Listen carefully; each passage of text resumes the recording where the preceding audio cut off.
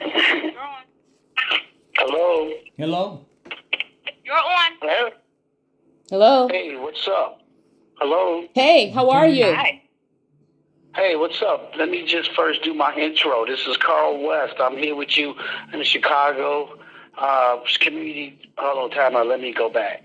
This is Carl West, and I'm here with you on the Community Health Focus Hour, sponsored by University of Chicago Urban Health Initiative.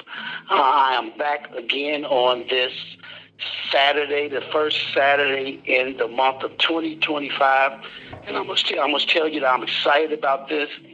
The new year brings about new ideas, new thoughts, and new opportunities.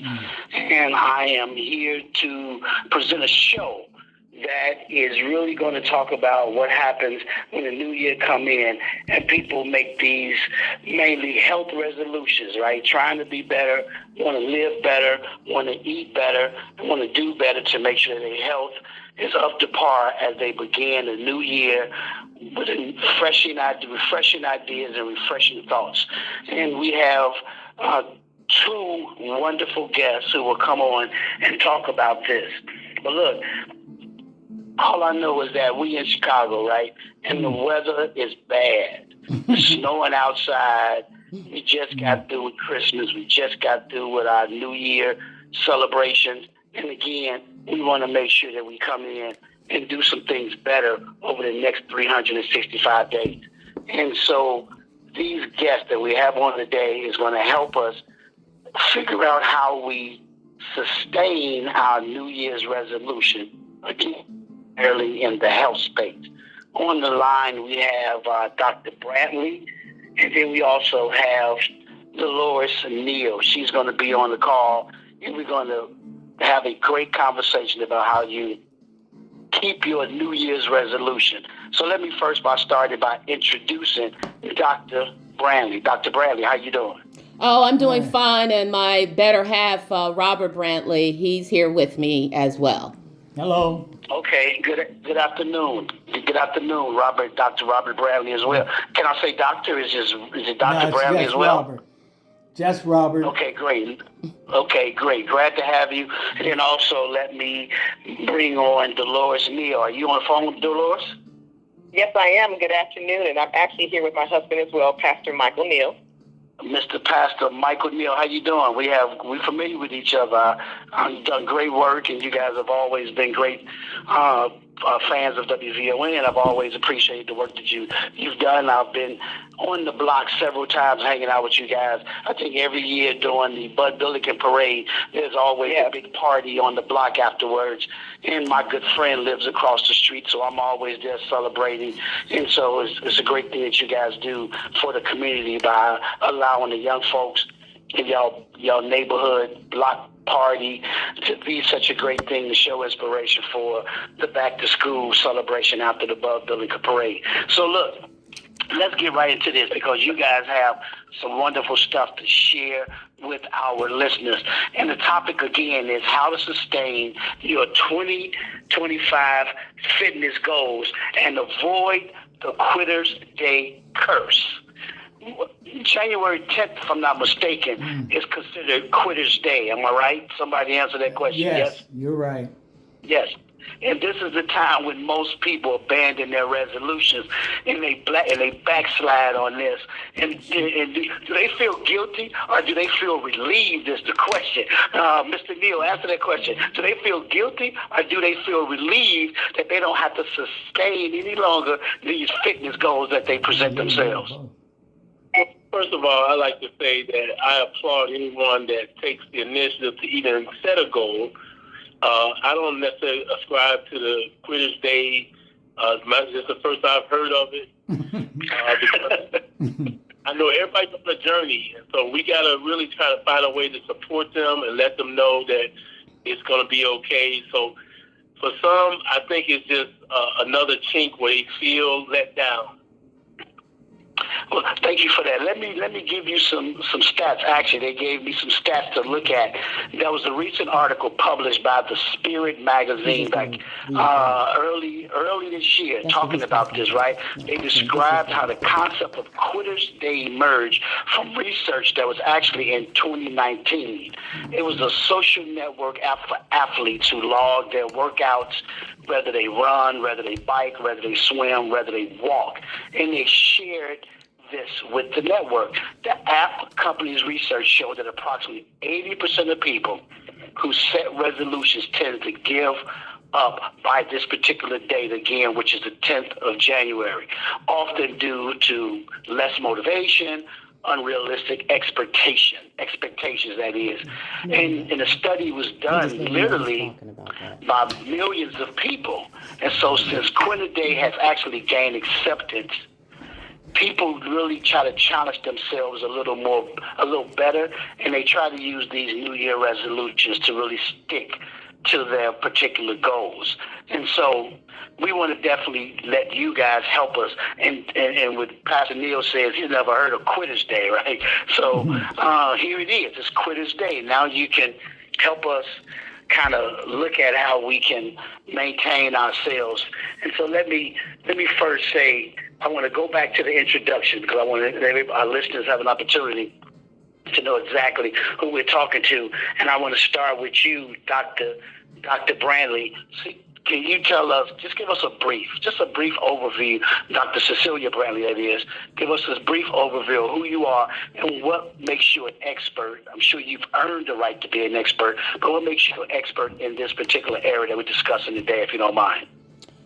Thank you. Happy New Year to everybody, and also to the Neal family and listeners. I do want to quickly say a shout out to Melody Span Cooper. She was my classmate from Mother Macaulay High School and Loyola University. And if we are not going to give her a shout out, this platform wouldn't be here. She's the only Black female-owned broadcaster in Chicago. And that's what my dissertation was on in terms of my doctorate. It was studying females that are in the male-dominated industry and their willingness to compete with their counterparts. So on the sidebar, want to say hi to her. But to answer your question, I'm sure she thanks you for that. Yeah. She's probably listening, so I'm sure you'll hear from her later. Hey, Mel. So anyway, my background, as I said, academics is business and entrepreneur and education. So in order for me to do what we've done since 1991 with Body Parts Fitness, and then later on changing it to a non-for-profit in 2000. As the caregiver for my mother-in-law, Grace Brantley, we have Body Parts Senior Fitness Foundation. Of course, my husband and I are now actually in the age group of those that we serve. So that makes it a point to say that commitment is very important. Like anything else, you have to get your education. You know, I do have several certifications under American Council of Exercise with respects to behavior coach, also with the specialty programs, Pilates, kickboxing, you know, all that good stuff to make a program interesting, diversified, and reach different audiences based on their interests. So with that said, you know, my information that I'm sharing is asking the listeners to get out a pad, pen, paper, so that we can really look at, I mean, you know, I know we're listening, but, you know, it's about action, right? So so we want you to get pad, pencil out, because I do want to give information about reaching health goals. There's different formats, and I don't know your personality, so there's different things. No shoe fit the same person. And so I hope that the information that I do give will be instrumental for them to look at practical applications. So with respects to my expertise, like I said, 1991, we've been in this still today, which is what, honey, 40 something years. And to equate that, that's how long we've also been married. Oh, man. Well, thank you for that, and I hope that the listeners get out their pens and their pads, because I'm sure the information is going to be helpful, because I'm sure the majority of them probably have resolutions that they've given themselves to stick to in this 2025. And let me say one more thing, Dr. Brandley. I love the fact that your dissertation was on the subject that you mentioned. I'm actually involved right now, right this very moment, working with a foundation in terms of funding particular research, and your study was something I haven't initiated, but that's something I think that these funders would love to research today and present, because we know that there's a great discrepancy in young women, that is, qualified women working in a dominated male field. I would love to introduce you to a couple of foundations. They're really looking at doing research, kind of updating their research on things that are relevant to the community that can change the mindset, because there's a mindset about that. So I got your number. We can talk a little more. But when you said that, it piqued something that I was already looking at in terms of dealing with foundations and what their interests are. So I applaud you on that. That's a great thesis. That was a great thesis. And I'm sure Melody fits that bill, and she's doing great with the radio station. So anyway, Dr. Robert Brandley, could you give us a brief overview, please, of how you got to this space? Of course, your wife gave hers, and I'm sure y'all have some similarities, but we want to let you speak out on your own behalf. Well, thank you for giving me this opportunity. Normally, my wife does 99.9% of the speaking. Statistically, I'm a retired professional engineer. My specialty was metallurgical engineering, and also a partner in Body Parts Senior Fitness Foundation. My feelings towards goal setting are the same but unique from an engineering or technical perspective. When I think of establishing a goal, I think of three objectives. First, define. A goal must be clearly and distinctly defined. A goal must be capable of being measured so that you can analyze data and report results. And lastly, a goal must be achievable so that you can dispel any myths regarding this Quitter's Day scenario. And we met, by the way, in a health club. So there is uniqueness in how we started our business, because it is traced to a health club that I was a member of. It was a small private health club in downtown Chicago. And one day I walked in, and this woman was using a vacuum cleaning the lobby floor.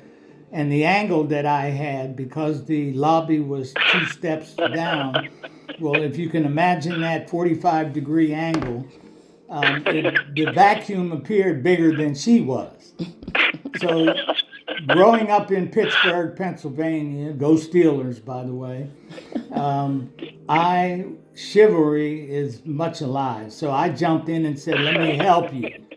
Let me help. I got this. And she insisted, no, she got it, so on. So we went back and forth. But that's how we met.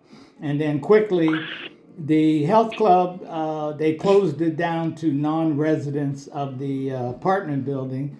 And so my wife, being a manager of the club, had an opportunity, or at least her students wanted her to open up a club.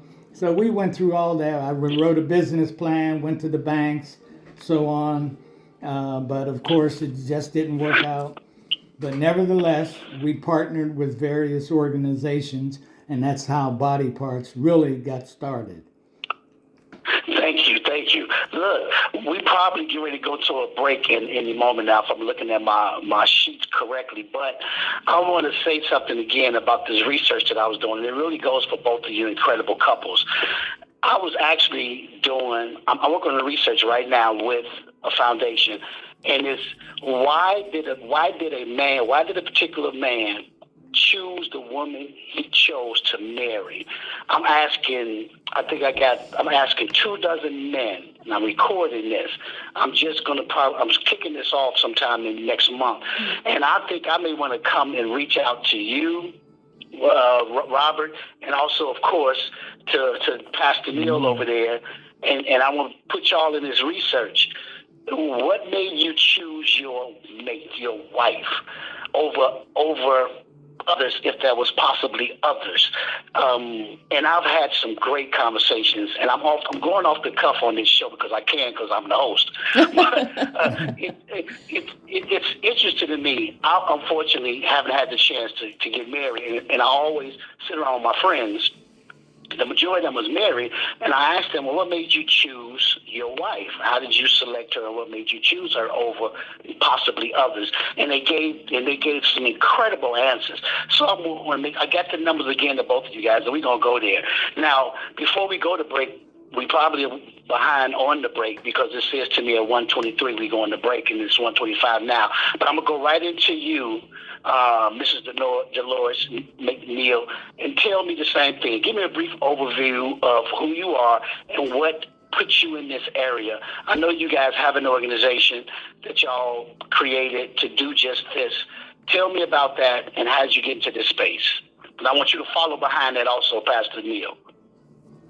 Well, I actually followed him into this space, but I am a healthcare administrator by profession for almost 20 years.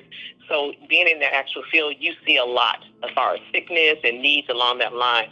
So it's always been a big concern to me that once a person leaves the hospital or leaves a healthcare setting, what happens after that? How do we get them fully healthy? What do we need to do about that? So having something that we have to offer with the Timothy Community Corporation is extremely important because it's almost like the aftercare process.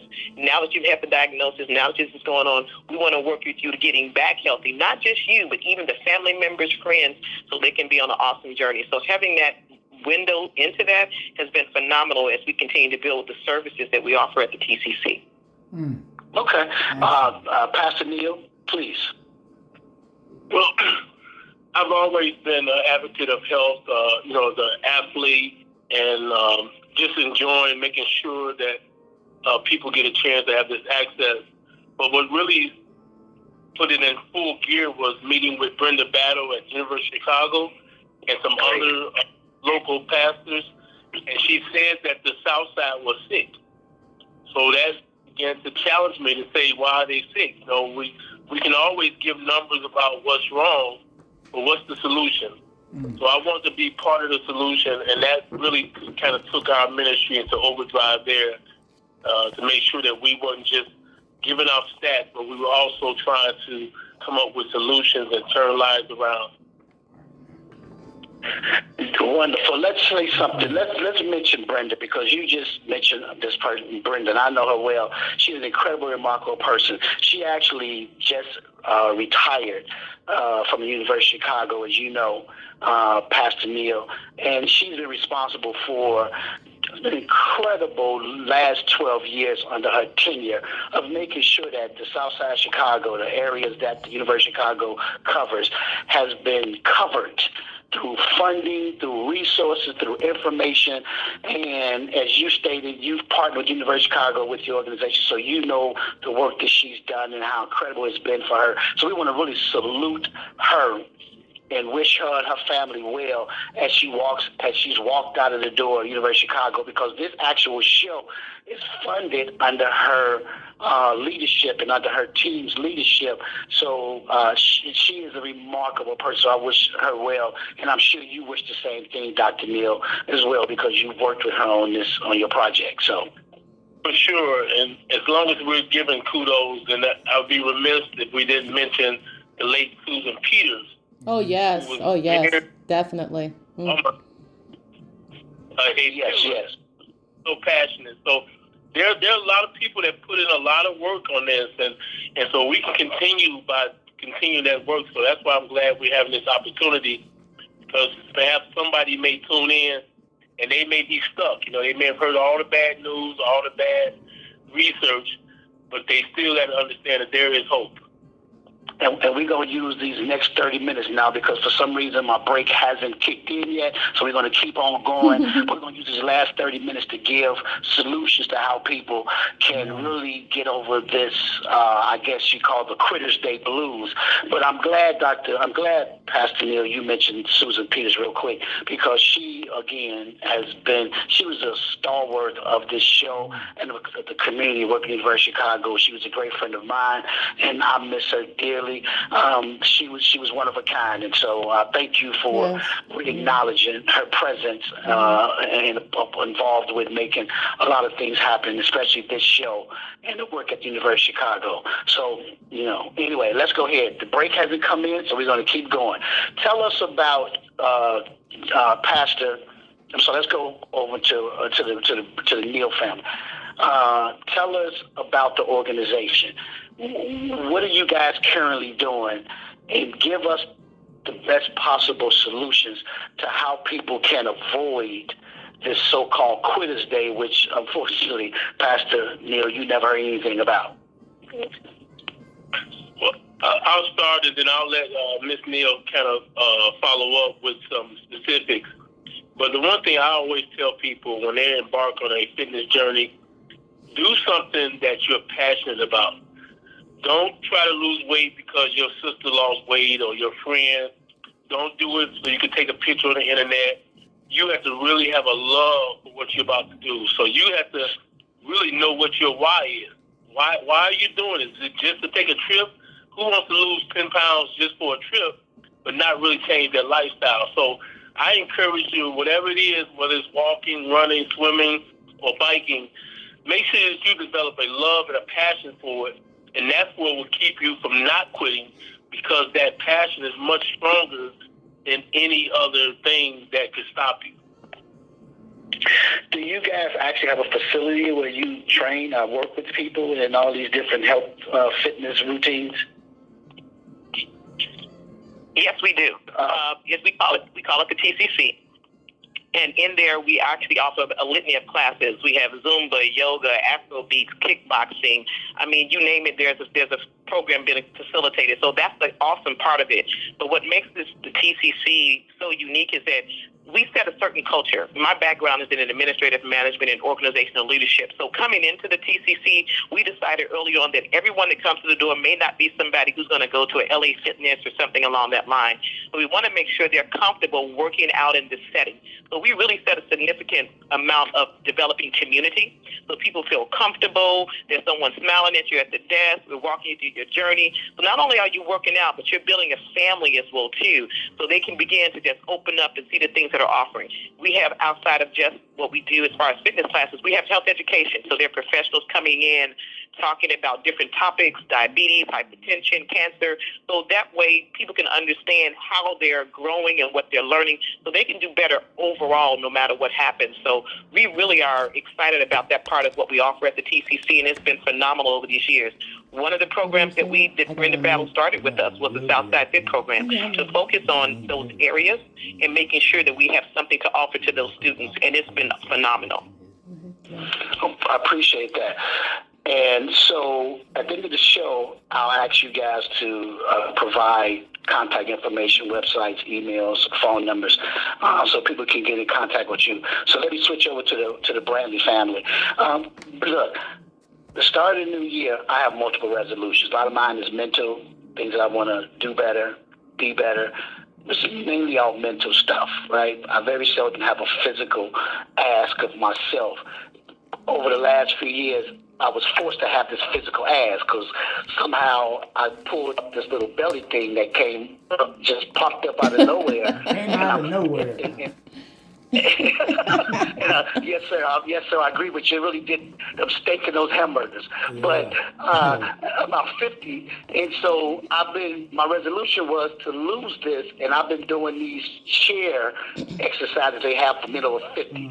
So I want to ask, how do you guys create a community for fitness, and how have you both sustained this work over multiple decades, because it's been multiple decades that you guys have been together and doing this.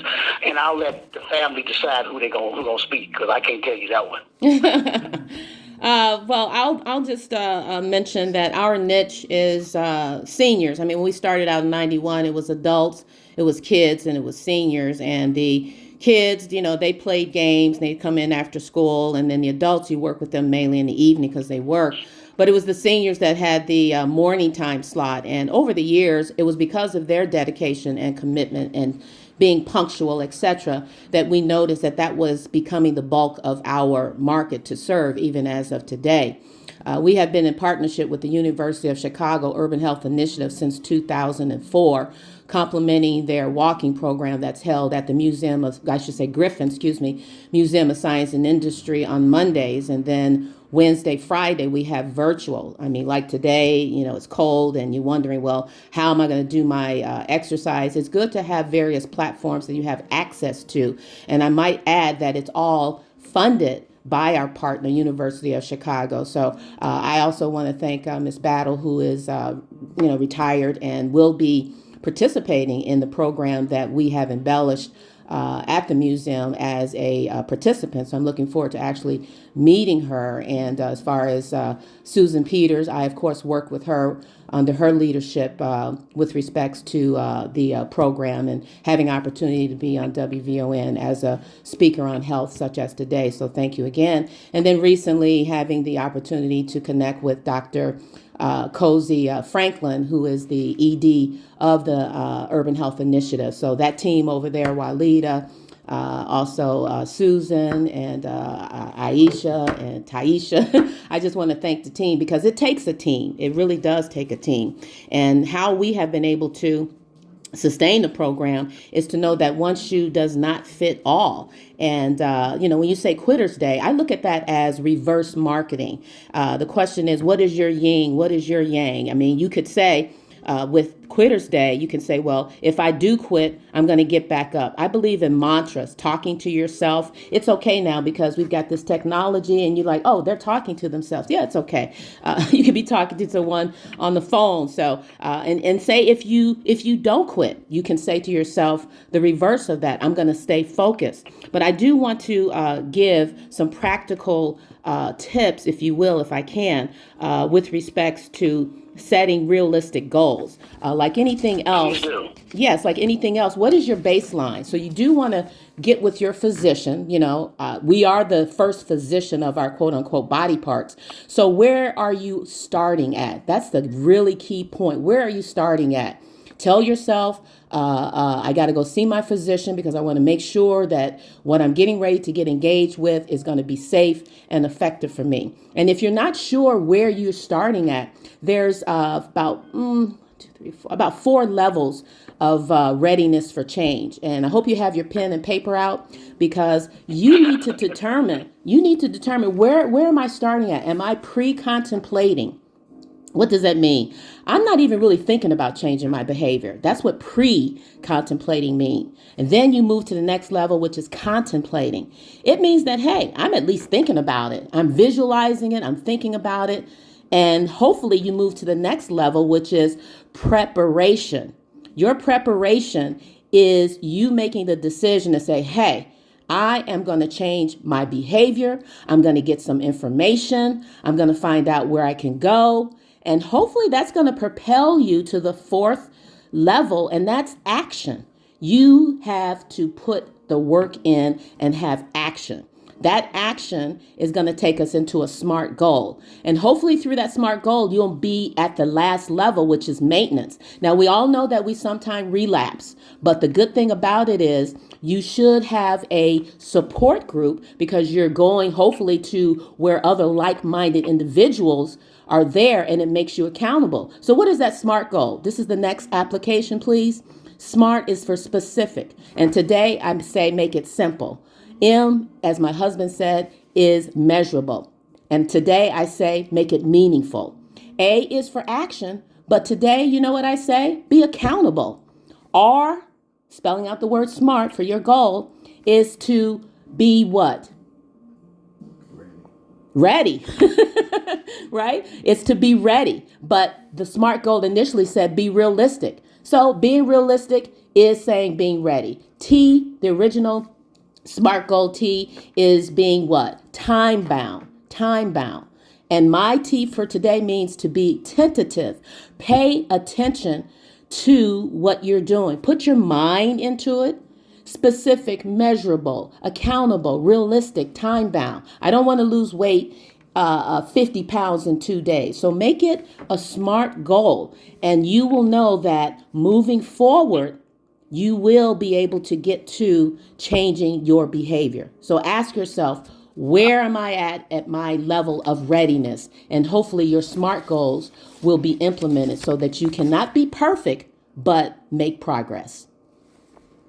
Appreciate it. Thank you. Let me ask you, Dr. Robert Brantley, a question. But I know you said your wife does all the communication when y'all. Oh, it's okay. He can talk. Go ahead, honey. I'm here. But let me do this one thing.